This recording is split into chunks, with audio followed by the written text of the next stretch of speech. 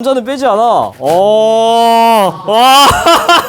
아, 혹시 그 뒤에 있는 분보다 더 잘할 수 있다고 해서 나온 것 같은데 혹시 한마디 해주시죠. 아, 여기 마이크 있습니다. 사진 보고 혹시 한마디 해주세요. 누구야 저기? 예. 저희 다 같이 지구과학 수업을 열심히 들으면서 다 같이 수능을 잘 봅시다. 파이팅! 화이팅! 아, 감사합니다. 아, 땡큐. 아, 좋아요. 네. 아, 훌륭하네요, 훌륭해. 좋아요. 자, 뭔가 그 찍게 되면 입안에서만 찍게 되네요, 이상하게. 거의 그 제가 찍는 메커니즘이 어떻게 되냐면은 5개 반이 있으니까 5개 반에 1, 2, 3, 4, 5개 반이 있을 거잖아요. 근데 그게 언제나 같은 순서는 아니에요. 그래서 당연히 첫 번째 수업 말고 한 4번째, 5번째 정도의 수업을 찍어야 그래도 제일 뭔가 농축된 수업을 전달할 수 있잖아요. 근데 여러분이 항상 그 끝쪽에 있나 봐요. 그쪽에서 좀 자주 만나는 것 같은데 어쨌든 간에 네. 오늘은 저번 시간에 이어서 사실은 뭐 한다 그랬죠? 복습이냐. 그러니까 바로 앞전 영상을 사실은 꼼꼼하게 공부하고 오신 분들은 복습용으로 그냥 쓰시면 되고, 그거 아니면은 뒤쪽에 있는 우리 다음 시간 예습을 위한 빌드업 그것만 보시면 되는 거죠, 여러분들도. 하지만은 일단은 기본적으로 복습이라는 거는 심플하게 여러 번 듣는 거니까 여러 번 들어서 나쁠 건 없죠. 여기는 심플하게 외우면 맞추고 안 외우면 틀린 부분이니까 집중 딱 해서 빠르게 끝내도록 합시다. 저번 시간에 배웠던 게 크게 2가지 파트로 나뉘어 있었죠. 뭐랑 뭐였죠? 별의 에너지원이랑 별의 내부 구조. 내부 구조 이렇게 2개였어요. 그래서 별의 에너지원과 내부 구조 뭐 말이 어려운데 쉽게 생각하면은 저 별이 엄청난 에너지를 내고 있잖아요. 그렇잖아. 그 에너지가 도대체 어떻게 하면 생기는데 그게 에너지원인 거고. 그 에너지원을 분석한 다음에 야, 그럼 도대체 아내가 어떻게 생겨 먹었길래 저렇게 많은 에너지를 내는 건데? 이런 스토리 라인이라 생각하시면 돼요. 그래서 별의 에너지원 복습 한번 하면요. 원시별의 에너지원 뭐라 그랬죠? 원시별 에너지는 그래서 중력 수축 에너지. 그래서 수축하면서 온도가 계속해서 높아지지만 반지름이 너무나 극도로 줄기 때문에 광도는 오히려 떨어진다. 주기혈성 에너지원은 뭐였죠? 그쵸, 중심핵 수소핵융합 반응. 그러니까 한마디로 수소를 쓰고 헬륨을 만드는 그런 과정이 일어나고 있다는 게 매우 중요하고요. 주기열 단계 이후로는 에너지원이 굉장히 별의 질량에 따라서 단계별로 다채로운 핵융합 반응을 한다. 저번 시간에 배웠었죠. 그렇기 때문에 여긴 여러분들이 디테일을 살려서 계속 되뇌이면서 지속적인 복습을 해주셔야 된다는 거 아시겠죠? 배경 지식 한 번 더 체크를 해드리면 핵융합 반응에 대한 배경 지식이 좀 필요한데, 핵융합 반응 크게 몇 단계까지는 알아야 돼요? 크게 3단계. 뭐? 수소 핵융합 반응, 헬륨 핵융합 반응, 탄소 핵융합 반응까지는 아셔야 돼요. 어떻게 외우면 된다? 흐해, 해코, 시네마 이렇게 외우시면 되는데 제일 중요한 핵융합 반응은 당연히 수소 핵융합 반응. 그쵸? 흐를 써서 해를 만드는, 얘는 약 온도 얼마? 1000만 켈빈일 때 진행된다. 그래서 당연히 다음 단계 갈수록 온도는 더 높은 온도를 요구하고, 가벼운 원소, 무거운 원소? 무거운 원소들의 비율이 점점 늘어난다. 그래서 최종적으로 뭐까지 만들 수 있다? 철까지 만들 수 있고, 다음 단계인 철 핵융합 반응 있다 없다? 없다 정도 알고 계시면 됩니다. 자, 동위 원소에 대한 디테일은 여러분들이 이전 영상이나 이런 것들을 보시면서 보시면 되고, 화학 시간도 아니고 간단한 표기법 정도는 우리가 이해를 하고 있어야 된다. 자, 다시 한번 복습. 그래서 원시별의 에너지원 뭐라 그랬죠? 아, 그치, 중력 수축 에너지. 주기혈성 에너지원? 중심핵에서 수소핵융합 반응. 제가 여러 번 강조드렸지만 중심핵을 강조했던 이유가 있었죠. 왜? 수소 껍질 연소라는 개념도 있었잖아. 중심이 아니더라도 외부에서도 핵융합 반응이 일어날 수 있다는 거. 수소 핵융합 반응. 어쨌든 주기혈성의 에너지원은 중심핵 수소 핵융합 반응이기 때문에 다 자연스럽게 스토리 라인이, 그렇다면은 주기혈성의 에너지원인 중심핵 수소 핵융합 반응은 뭔데로 넘어간 거죠. 그래서 중심핵 수소 핵융합 반응 다시 한번 말씀드리면 온도 약 얼마? 1000만 켈빈 이상. 수소 핵융합 반응은 뭐를 쓰고? 수소를 쓰고 뭘 만들어요? 헬륨을 만드는 과정이다. 가장 심플하게 말씀드리면 수소 원자핵 4개, 즉 수소 원자핵은 뭘 말하는 거예요? 양성자죠. 양성자 4개가 꼬라박아서 같은 입자 4개짜리인 뭐? 헬륨을 만들고, 헬륨은 원자번호 2번이지만 중성자가 2개 있어서 질량수 4개짜리 입자죠. 핵자가 4개 있는 거니까 양성자 4개가 꼬라박아서 4개짜리 입자를 만드는데, 그때 질량이 늘어요, 줄어요? 조금 준다고. 얼마가 주냐면 약 0.7%가 주는데 외울 필요까지는 없고요. 어쨌든 질량이 줄어든 만큼 뭐가 나와야 되죠? 에너지가 나오는데, 약간의 줄어든 질량이지만 걔가 엄청난 에너지를 낼 수 있는 이유는 빛의 속도의 제곱을 곱해주기 때문에, 거기에 대한 어떤 감은 제가 저번 시간에 잡아드렸습니다. 근데 이 엄청난 수소 핵융합 반응이 크게 2가지 종류가 있는데 뭐랑 뭐였죠? 뭐였어? PP랑 CNO. 아, 봐봐, 벌써부터 기억 안 나는데. PP 반응과 CNO 반응인데, PP가 왜 PP였죠? 프로톤, 양성자. 양성자가 뭔데? 수소 핵이잖아요. 그러니까 수소 핵들끼리 꼬라박는 반응, 즉 그 말 그대로 수소 핵융합 반응의 일반적인 케이스가 PP 반응인데, 얘에 비해서 또 같이 등장한 게 뭐죠? CNO 순환반. 여기서 CNO는 각각 뭐죠? 여러분이 아는 그 탄소, 질소, 산소야. 얘네들이 들어가서 어떤 역할을 한다 그랬죠? 촉매. 아 선생님 저 화포자인데요. 화학 선택 안 했는데요. 최소한이야. 촉매는 촉질하는 매개차는 한국말은 알잖아. 그러니까 탄소, 질소, 산소가 들어가면 이 속도가 상대적으로 빠른 어떤 순환이라는 걸 알아야 되지. 그 두 개가 정확히 같은 효율을 내는 온도가 얼마라 그랬죠? 약 1800만 켈빈 외워야겠지. 이거 그래프 안 봐도 여러분이 대답할 수 있어야 돼. 약 1800만 켈빈보다 중심의 온도가 높으면 뭐가 우세하죠? CNO 반응이 우세하죠. 그러면은 PP가 없다는 뜻이에요, 그게? 아니야, PP 일어나. 근데 PP가 일어나지만 CNO가 더 우세할 뿐. 다시. 약 1800만 켈빈보다 온도가 낮으면 뭐가 우세해요? PP가 우세해. 그게 CNO가 안 일어나는 뜻이야? 그건 아니죠. 분명히 PP 반응이 CNO보다 우세하긴 하지만 CNO가 일어나는 부분이 있긴 하죠. 그럼 태양의 중심의 온도는 얼마다? 이건 외워야지. 약 1500만 켈빈인 거를 아셔야 돼. 그죠? 약간 어긋나는데 대충 해요. 1500만 정도 된단 말이죠. 그러면 이거 안 보고도 대답할 수 있어야지. 태양은 그러면 누가 더 우세할까요? 그치. PP 반응을 통해서 만들어낸 에너지가 훨씬 우세하다는 거야. 그 말은 CNO가 없다? 아니, CNO 반응도 있다. 그 말을 한 단계만 더 꼬면 어떻다? 태양의 중심에게 탄소 있다? 있다. 질소 있다? 있다. 산소? 있다. 왜? 왜냐면 CNO 순환 반응이라는 CNO 순환 반응이 일어난다라는 건 중심에 탄소, 질소, 산소가 있어서 걔네가 촉매 작용을 하고 있다는 뜻이잖아. 있다라는 거예요. 이게 저번 시간에 에너지원에 대한 전부. 약간의 디테일, 아주 중요한 디테일은 이 정도죠. 왼쪽 그림, 오른쪽 그림 각각 뭐죠? 왼쪽이 PP, 오른쪽이 CNO다. 그래서 왼쪽 반응, PP 반응의 디테일 하나 짚어드리면 총 몇 개가 관여한다? 사실은 1, 2, 3, 4, 5, 6, 6개 양성자가 관여를 하는데 실제 반응은 몇 개만 한다? 4개만 한다. 이 정도 디테일. 관여는 6개, 반응은 4개. 이 정도. 여기서의 디테일은 뭐였죠? C랑 N이랑 O가 무슨 작용을 한다? 촉매 작용을 한다. 그래서 속도가 빠르다. 이 정도. 됐죠? 자, 그래서 이 에너지원, 중심에게서 수소핵융합 반응을 하는 이 에너지원을 통해 결국에는 태양의 수명을 우리가 계산해낼 수 있는데 결국에는 어떤 천체의 수명이라는 건, 태양의 수명이라는 건 결국에는 심플하게 그 태양이 주계열성에 얼마나 오랜 시간 머무는데로 그냥 퉁쳐도 되는 거 아니에요? 왜? 주계열성에서 모든 별이 주계열성을 간 천체들은 인생의 90%를 보내니까 주계열성에 머무르는 시간을 그냥 수명이라 퉁쳐도 되잖아. 쿨하게. 그래서 그거를 구하는 방법을 제가 간단하게 소개드렸는데 여러 번 강조드리지만 여러분이 복습하실 때는 한 2~3번 써봐야 돼요. 하지만 출제는 여러분이 이 식을 전개하는 실제 과정이 필요한 게 아니고 색으로 써있는 제가 색깔펜으로 해놓은 부분들이 틀렸을 때 이거 틀렸다 만 짚어낼 수 있으면 된다 했어요. 자, 수소핵융합 반응이 1g 일어날 때 생기는 에너지를 한번 계산을 해보도록 합시다. 일어날 때 생기는. 자, 수소핵융합 반응이 뭐였어? 수소 원자핵 몇 개? 4개가 뭉쳐서 헬륨 원자핵 몇 개? 1개가 튀어나오는 게 수소핵융합 반응이잖아요. 제 손가락 잘 보세요. 자, 수소핵융합 반응 전에 수소 원자핵 1개의 질량, 1개 질량 요만큼인데 얘가 몇 개 필요하다고요? 4개. 이게 반응 전후, 반응 전 질량. 근데 반응하고 나면 뭐가 나온다고요? 헬륨 원자핵이 몇 개? 1개 나온다고. 그럼 이게 반응 후 질량이잖아요. 그러면 반응이 늘어요, 줄어요? 준다고. 그러니까 전에서 후를 빼야 돼, 후에서 전을 빼야 돼. 전에서 후를 빼야지. 전이 더 크고 후가 가면 줄는데. 그렇게 해서 줄는 게 얼마 정도라고요? 0.7%. 외울 필요는 없는데 이렇게 해가지고 줄어든 질량의 광속 제곱 곱해주면은 수소핵융합 반응이 일어날 때 생기는 에너지를 구할 수 있다 했지. 그러면 태양이 전체적으로 수소핵융합 반응을 하면서 태양이 인생 동안 만들어낼 수 있는 총 에너지를 계산할 수 있는데요. 어떻게 하면 되냐? 태양이 이 반응을 통해서 잃어버리는 질량을 계산해서 광속 제곱 곱해주면 끝나는 거 아니에요? 그럼 태양 전체 질량이 이만큼이래.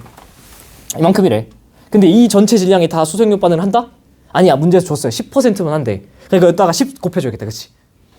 맞아요? 0.1 곱해줘야지. 10%니까. 질량이 이만큼 있는데 그 중에 얘가 다 있는 게 아니라 얼마 한다? 10%. 그러니까 0.1 곱해. 그럼 요만큼의 질량이 실제로 수소핵융합 반응을 하는 친구인데 이걸 때려 박으면 얼마가 감소한다 그랬죠? 아까? 0.7이 감소한다. 그러니까 0.7 곱해야겠다, 그치? 아니지. 퍼센트니까 0.007. 요런 거 조심하시라고. 그러면은 내가 태양 질량 전체 이만큼인데 거기에 0.1 곱해서 10%짜리 만들고 걔를 때려 박으면 0.007만큼 줄어서 나온다는 거잖아요. 그치? 그만큼 줄어든다는 거잖아. 그럼 요게 결국에는 태양이 전 일생 동안 줄어들 수 있는, 소모할 수 있는 질량이잖아. 여기다가 뭘 곱해주면? 빛의 속도의 제곱. 곱해주면은 에너지가 튀어나오는 거지. 태양이 전체 주계열성에서 태울 수 있는 총 에너지량. 그러면 결국에는 태양이 주계열성에서 머물 수 있는 시간은 태양의 주계열성에서 태울 수 있는 총 에너지량을 광도로 나눠주면 되는 거 아니에요? 왜? 광도의 정의가 뭐였죠? 이 친구가 몇 초당 얼마의 에너지를 쓰느냐잖아. 해석해드리면 내가 갖고 있는 총 에너지량을 내가 초당 얼마 에너지를 쓴다 이퀄 광도로 나눠주면 몇 초 지속될지가 나올 거 아니야. 그게 결국엔 수명 아니에요? 그치? 그래서 세 번째, 태양이 현재 광도를 유지할 수 있는 기간, 즉 주기혈성 기간은 수명을 우리가 퉁쳐놨었고, 얘를 어떻게 할 수 있다? 방금 우리가 구했던 태양의 총 에너지, 바로 이 친구죠. 이 친구를 분자해 놓고 매 초당 얘가 얼마 에너지를 쓰는지 문제에서 줬던 광도, 몇 초당 얼마 에너지를 쓰는지 줄퍼세크가 광도의 단위라고 여러 번 강조했죠. 얘를 분모에 넣어주면 몇 초 지속될지가 나오잖아. 얘를 년 단위로 바꾸면 깔끔하게 100억 살이 나오더라. 아시겠죠? 100억 년이 딱 나오더라. 됐죠? 요 정도의 디테일 여러분 해줄 수 있다. 그래서 별의 에너지원 복습 끝났고, 에너지원 공부를 한 이유는 이 새끼 뭔데 이렇게 에너지를 많이 태우지? 엄청나게 많은 에너지를 내는데 도대체 어떻게 하길래 그렇게 많은 에너지를 내지? 거기에 대한 대답이 된 거죠. PP, CNO 뭐 이런 친구들. 그러면은 어떻게 생겨먹었길래 이런 미친 듯한 에너지를 내느냐? 걔가 갈라봤을 때 어떻게 생겼는지, 즉 내부 구조인 거잖아요. 내부 구조는 크게 두 가지 파트로 공부하시라고 했습니다. 어떻게? 주계열성의 내부 구조랑 주계열성 이후의 내부 구조. 주계열성의 내부 구조 우리 너무 잘 알고 있죠. 주계열성은 어떤 반응을 하고 있죠? 중심에서 수소행유화 반응. 여러 번 강조드리고 있습니다. 중심액 수소행유화 반응. 그러면 뭘 써? 수소를 써. 뭘 만들어? 헬륨을 만들어. 그럼 이런 어떤 엄청난 화로 역할을 가운데서 하고 있으면 중심부 압력은 당연히 엄청 높겠죠. 근데 바깥으로 그러려면 밀어내는 힘이 생길 거고, 걔에 대항해서 어떤 힘이 있는 거죠? 중력이 있는 거죠. 걔네들이 쌤쌤이 된 게 어떤 상태라 그랬죠? 정역학평 상태라 그랬잖아. 그래서 이 친구는 주결성 굉장히 어떻다? 안정하다 그랬죠. 이 안정하다는 말을 좀 더 직관적으로 말씀드리면 크기가 일정하다라는 거예요. 그러면 별은 크기가 일정하지 않을 수 있나요? 당연하지. 적색 거성 같은 경우 막 커지고 불안정하니까 외부 날려버리고 막 수축해서 터지는 초신속 폭발도 있고 그렇잖아요. 그래서 이 친구는 굉장히 안정하다, 크기가 일정하다는 건 되게 주목할 만한 어떤 데이터라는 거예요. 그리고 아까 우리가 사용했던 거지만은 인생의 몇 퍼센트? 약 90%를 지속하는, 가장 오래 지속하는 단계다. 이 주결성의 내부 구조는 여러분이 기준을 잡아야 되는데, 기준이 뭐라 그랬죠? 태양 질량이 몇 배? 2배. 태양 질량 몇 배? 2배. 지금 외워. 그래서 태양 질량의 2배보다 만약에 작으면 어떻게 구성돼 있다 했죠? 핵복대. 핵복대 기억나요? 2배 이하면 핵 복사층 대류축. 지금 외워. 무조건 외워야 돼. 만약에 2배보다 크면 어떻게 돼 있다 했죠? 대복. 큰 복숭아. 뭐 어떻게든 외워. 대복. 대류 핵 복사층. 대류층 복사층이에요? 아니야. 대류 핵 복사층이야. 오케이? 우리가 앞에서 공부했던 걸 한번 이런 식으로 복습을 하시는 습관을 좀 들여보세요. 앞에서 공부한 거를 지금 거에 적용을 계속 해보는 거야. 지금 얘가 주계열성의 내부 구조잖아요. 기준이 얼마라고요? 태양 질량의 2배. 그러면 오른쪽에 있는 친구가 질량이 더 큰 거야, 작은 거야? 크지?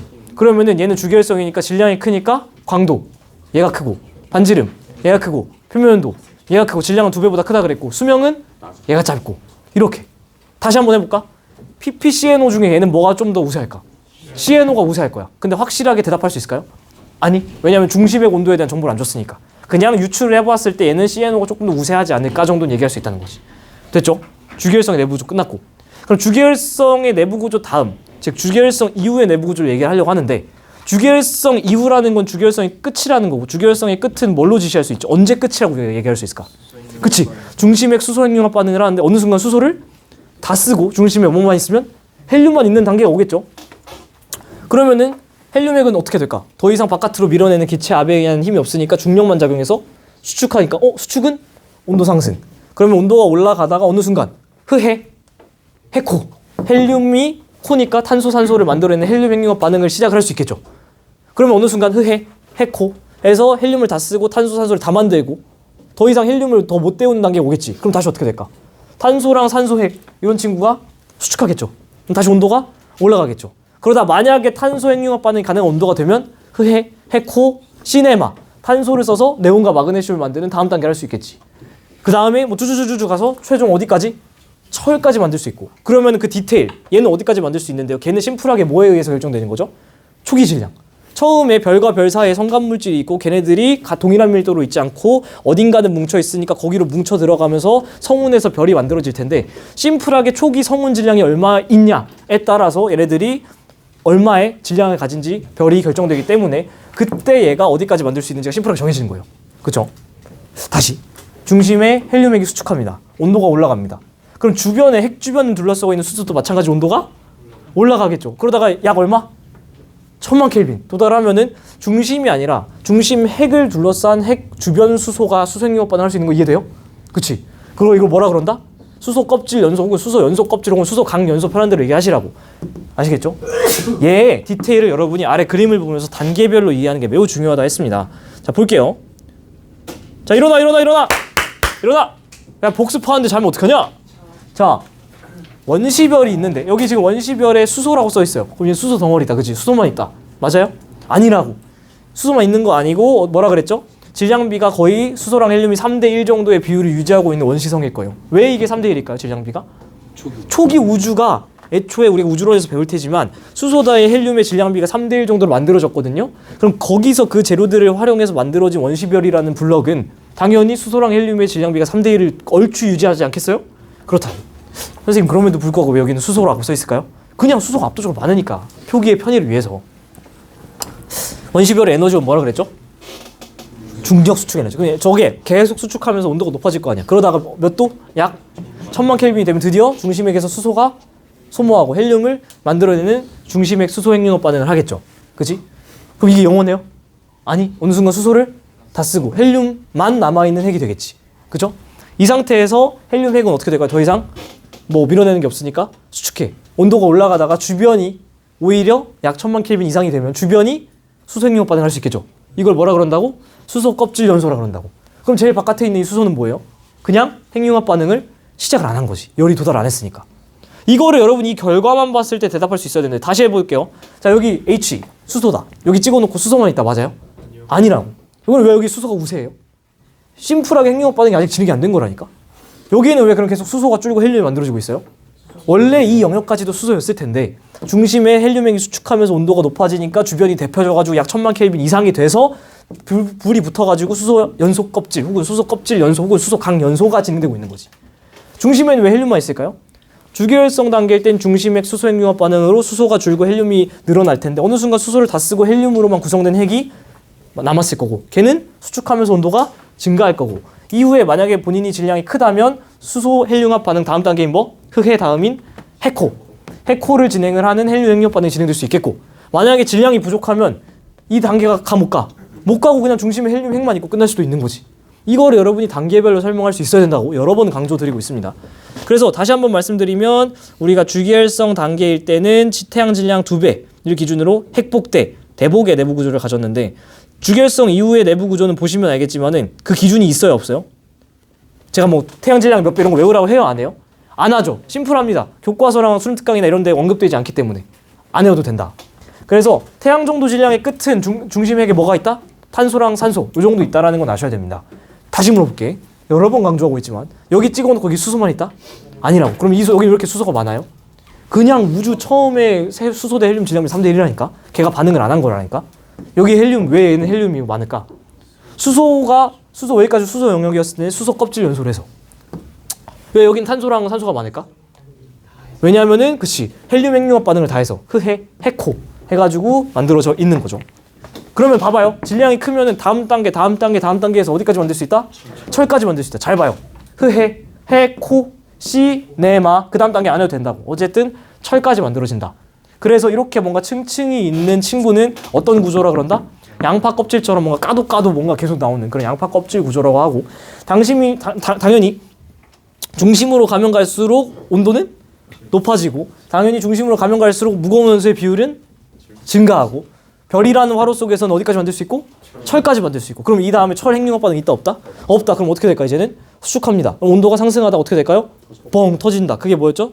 저번 시간에 배웠던 저저번 시간이겠네요. 초신성 폭발이겠고 만약에 중심의 질량이 꽤 커. 태양 질량이 한 8배에서 25배 몰라도 돼. 어쨌든 크면 뭐가 된다?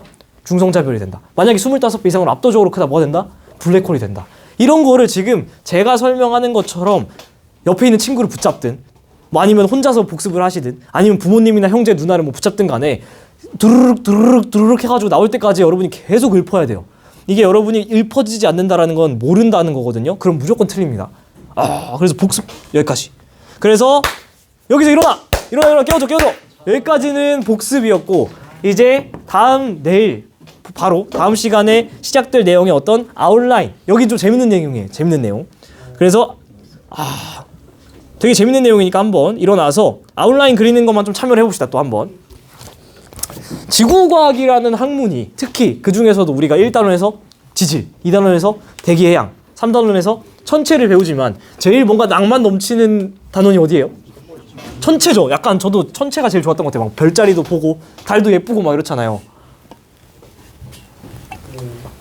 그러면서 약간 여러분이 한 번쯤 그래도 낭만을 가졌을 만한 이유를 찾아봤더니 제 생각엔 저도 그랬고 우리 외에도 뭔가 이렇게 넓은 우주에 다른 생명체가 있지 않을까라는 생각을 우리가 한 번쯤은 해보잖아요. 제가 어렸을 때는 뭔가 외계인 영화 하면은 E.T.였어요. E.T. 근데 저도 제가 부모님 세대인데 그때도 뭔가 그걸 뛰어넘는 어떤 외계인 영화가 없었단 말이에요. 근데 여러분 세대에서는 그러면은 외계인 영화 하면 딱 떠오르는 게 뭐 있어요? 막 뱉어봐. 오씨 에일리언. 여기도 약간 나이가 있구나. 동년배구나. 여기 동년배네. 에일리언 씨. 아니 저는 약간 그런 거 생각했거든요. 모 반에서 그런 얘기 나오더라고. 어벤져스. 그래 어벤져스는 잼민이죠 이러던데. 당신들도 잼민이야. 아니면은 전 그 정도 생각했는데 아바타 뭐 스타트랙.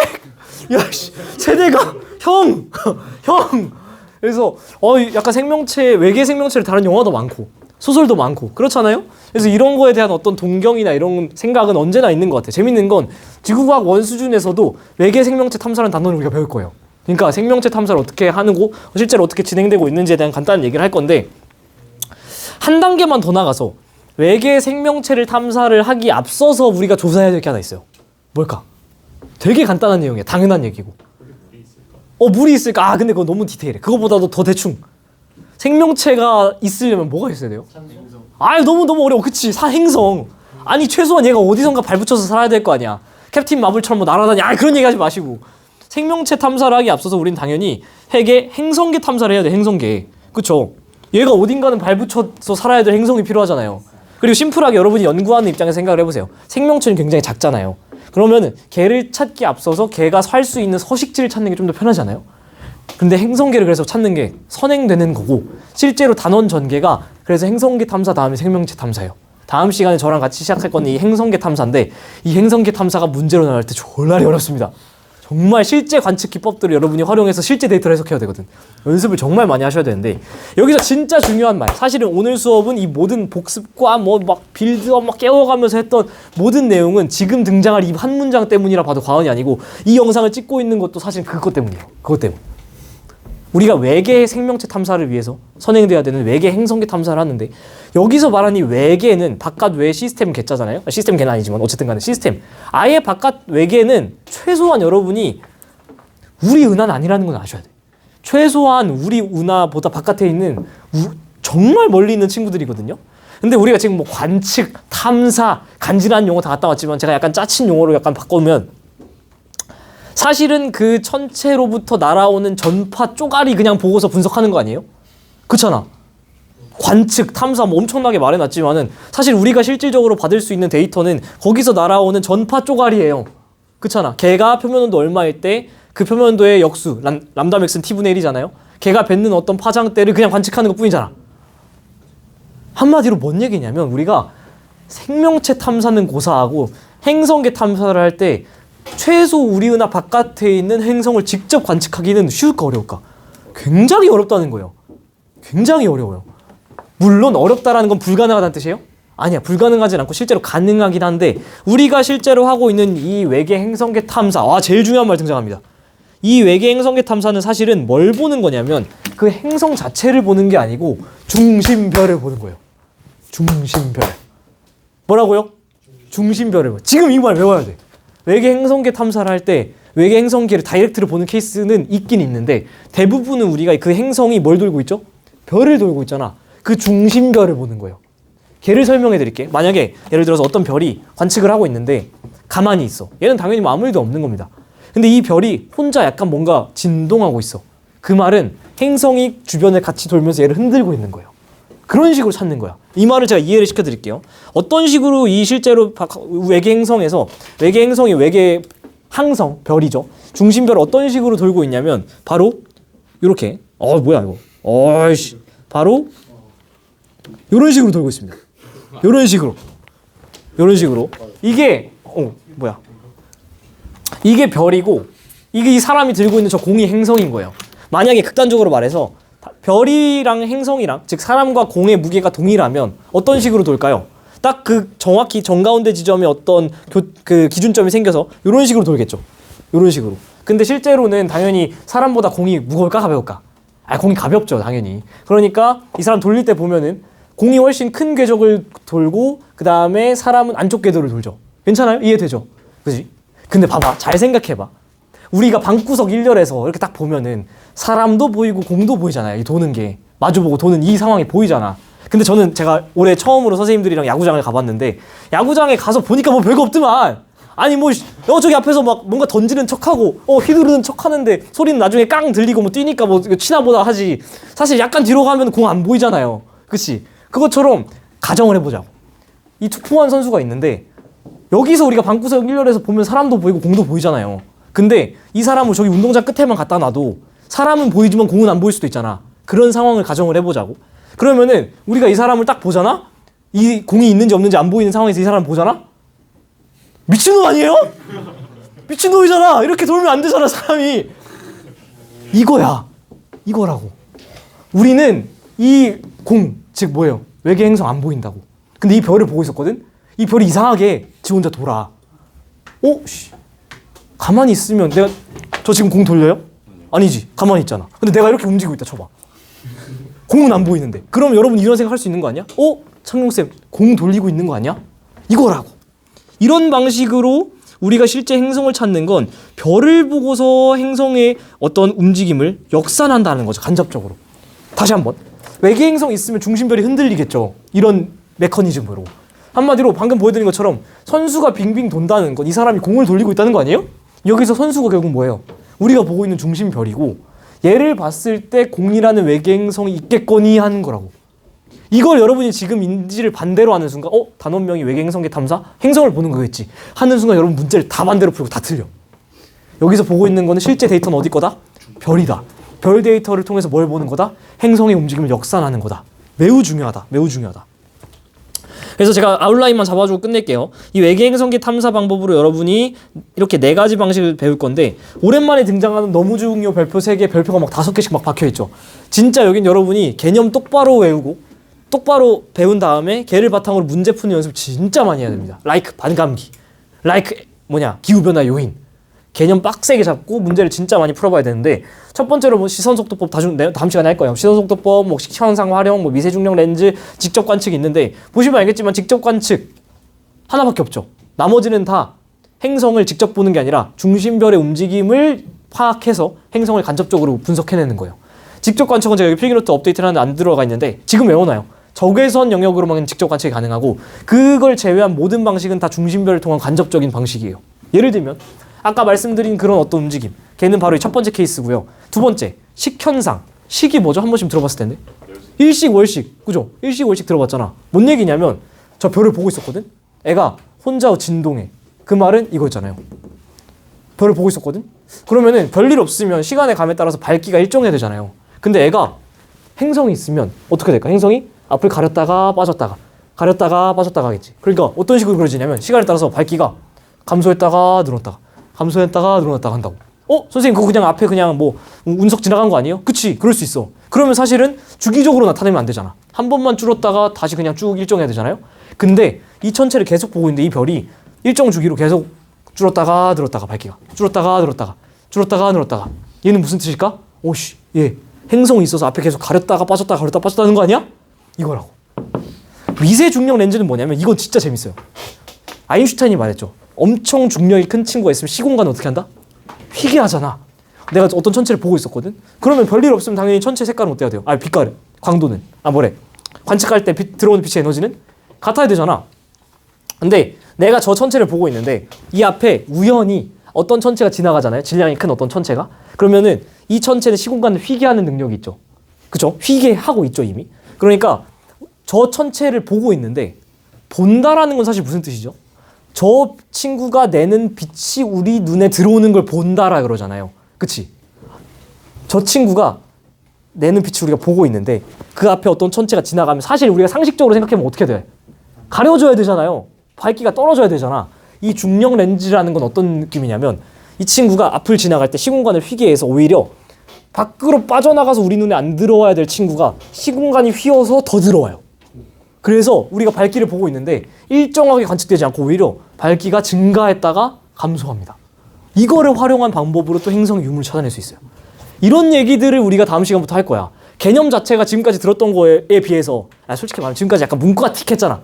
오랜만에 약간 다시 좀 이과틱한 과학 얘기들이 등장할 것 같지 않아요? 그러니까 여러분 여기는 어떻다? 개념을 정말 바싹 잡아놓고 제일 중요한 거 한 번만 더 복습하고 마무리해드릴게요. 외계 생명체 탐사의 선행에서 외계 행성계를 먼저 탐사를 해줘야 되는데 이때 이 행성체 탐사를 할 때 이 행성 다이렉트로 본다? 아니야, 보긴 봐. 직접 관측 적외선으로 직접 보긴 하는데 대부분 어떻다고요? 그 행성을 다이렉트로 보는 게 아니라 어떻다고? 얘가 도는 뭘 본다? 중심별을 본다.